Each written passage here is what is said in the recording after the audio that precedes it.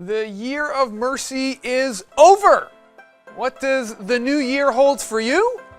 What does it hold for me? You're going to want to stick around for this one. Big announcement coming up on the left.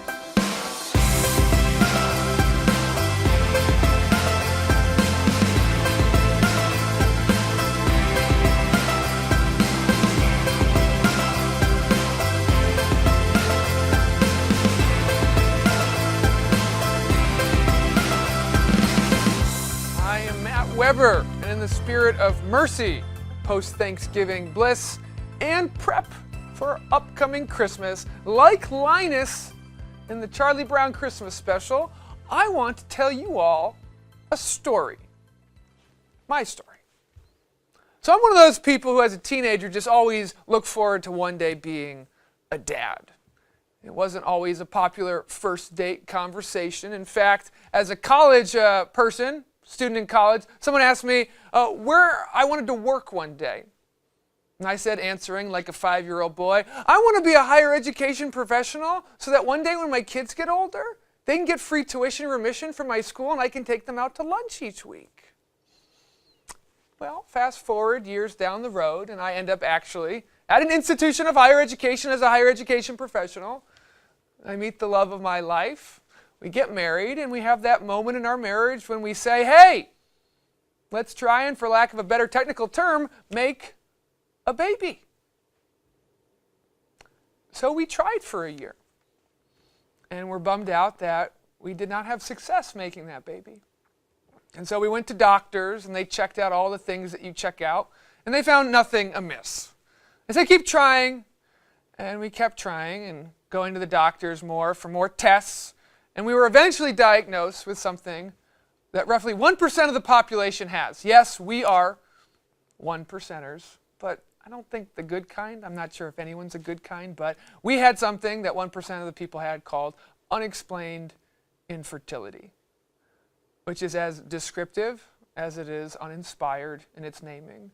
I'm imagining the conversation at the Mayo Clinic. Hey, Bob, I can't explain their fertility problems. How about we call it unexplained infertility? Put in the book. Now, at about the same time, Mark Zuckerberg makes this now famous Facebook post where he shares what he and his wife were, which was pregnant, but he shares their long journey, experiencing 3 miscarriages over the course of several years and the pain that comes with the hope and the hope dashed. Now, I don't often pity a billionaire, but reading it, I felt bad for him and Priscilla, his wife, and thought how hard that must have been for them, especially as no one really talks about miscarriages, let alone no one, especially from the guy's perspective, talks about them.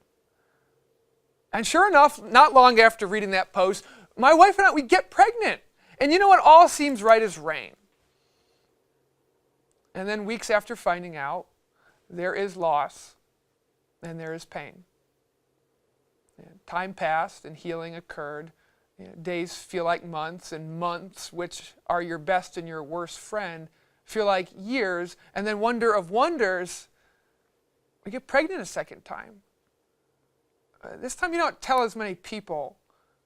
You try to avoid what is a terrible phone call to your parents or your siblings, telling them, well, we are no longer pregnant, which ended up being the case the second time as our muted joy was washed over with that familiar deep melancholy of the past 2 years of being socked in your gut over and over again. Now, as you know, I'm a person of faith. I'm talking to you on Catholic TV. I do look to the good book in moments of despair. And there's actually a surprising amount from Abraham and Sarah and Isaac and Elizabeth, the mother of John the Baptist, all figures dealing with, strangely enough, fertility issues in the Bible.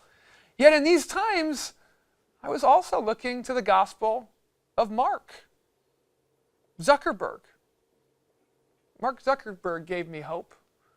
And I remember telling my wife when we were looking for answers, interventions, both divine or otherwise, that even if we had billions of dollars and the best doctors and all the resources at hand, there is nothing more we could be doing or do.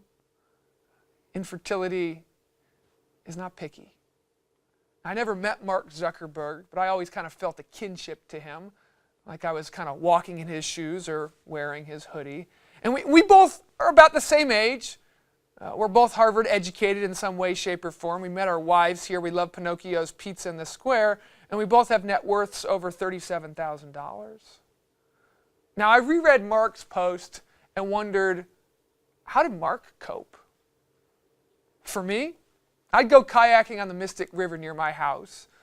And I was kind of haunted by that final lines of The Great Gatsby by F. Scott Fitzgerald.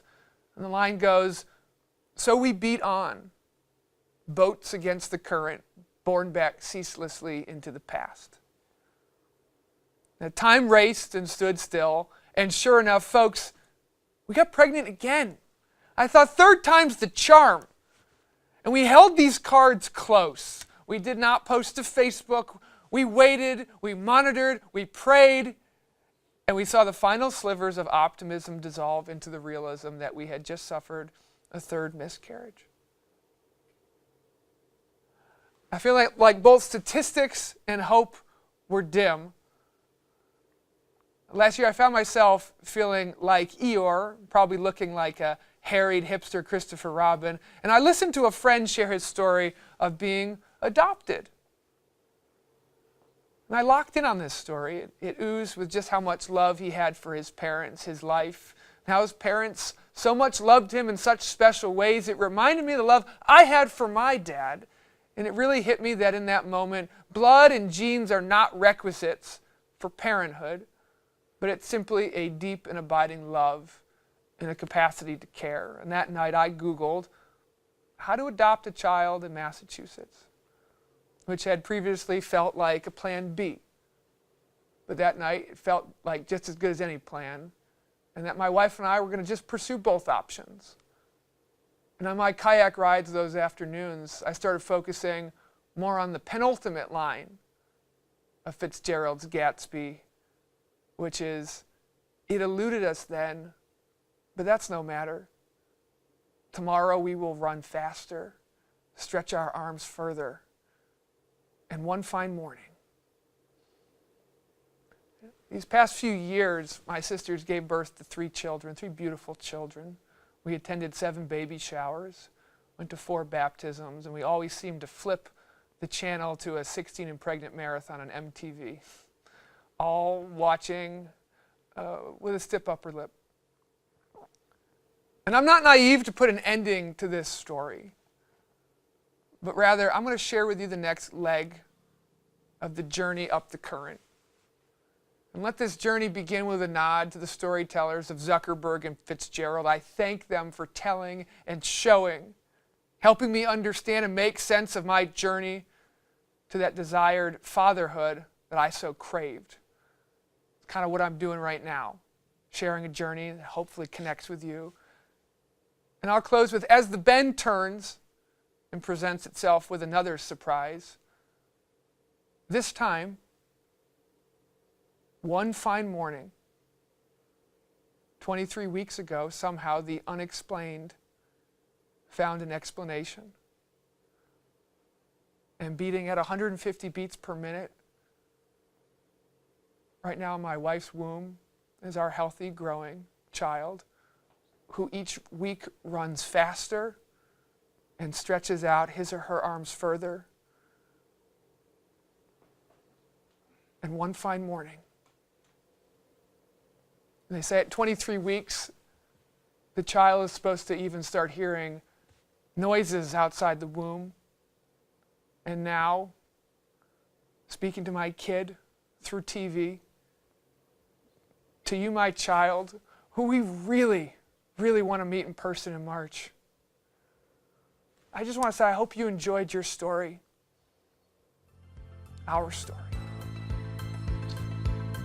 We'll be right back.